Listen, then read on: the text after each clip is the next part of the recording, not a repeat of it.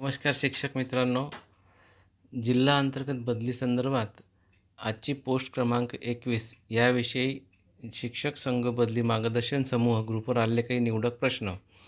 प्रश्न क्रमांक 24, बदली प्रक्रियेत शिक्षकांच्या बदल्या जिल्हा सेवा ज्येष्ठतेनुसार होणार आहेत का क्षेत्र सेवा ज्येष्ठतानुसार? संवर्ग 1 सेवा ज्येष्ठता व पोस्ट 2 प्रमाणे, संवर्ग 2 सेवा ज्येष्ठता व पोस्ट 2 प्रमाणे, संवर्ग 3 डिफिकल्ट एरिया जॉईनिंग डेट. अवघड क्षेत्रातील रुजू दिनांकच्या अवघड क्षेत्र वास्तव्य सेवा जास्तच्या सेवा ज्येष्ठतेने होणार आहेत. संवर्ग 4 यांच्या बदल्या करंट डिस्ट्रिक्ट जॉईनिंग डेट जिल्ह्यात रुजू दिनांक यानुसार सेवा ज्येष्ठतेने होणार आहे. अधिक माहितीसाठी पोस्ट क्रमांक 2चे वाचन करणे.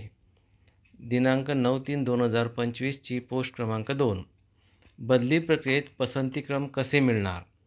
या बदली प्रक्रियेत जवळपास बदलीपात्र 3176, संवर्ग 1 641, संवर्ग 2 1152, संवर्ग 3 502, एकूण 5475 अंदाजे शिक्षकांच्या बदल्या होणार आहेत. बदली होणारी संख्या जवळपास 5475 मोठी असल्याने यातील फक्त 30 पसंतीक्रम सर्व संवर्गातील शिक्षकांसाठी विचारपूर्वक देणे गरजेचे आहे. बदलीसाठी ज्येष्ठता कशी विचारात घेतली जाणार?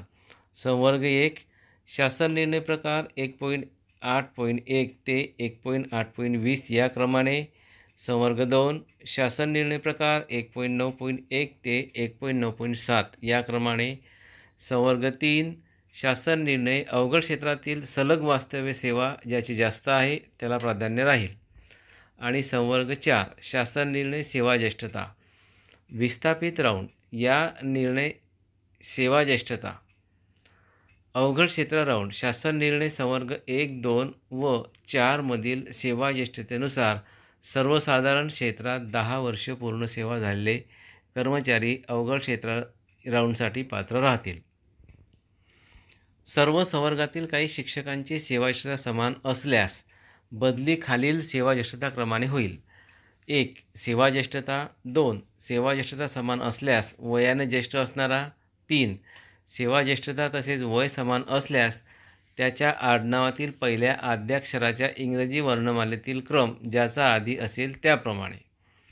बदली पोर्टल 2024-25 महत्त्वाचे अपडेट.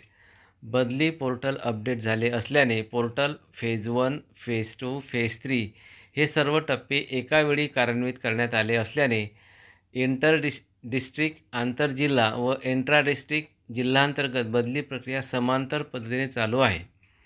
बदली पोर्टलवर येत्या 2 ते 3 दिवसात रोस्टर पब्लिश झाल्यास आंतरजिल्हा बदली प्रक्रिया 12 दिवसात पूर्ण होऊ शकते.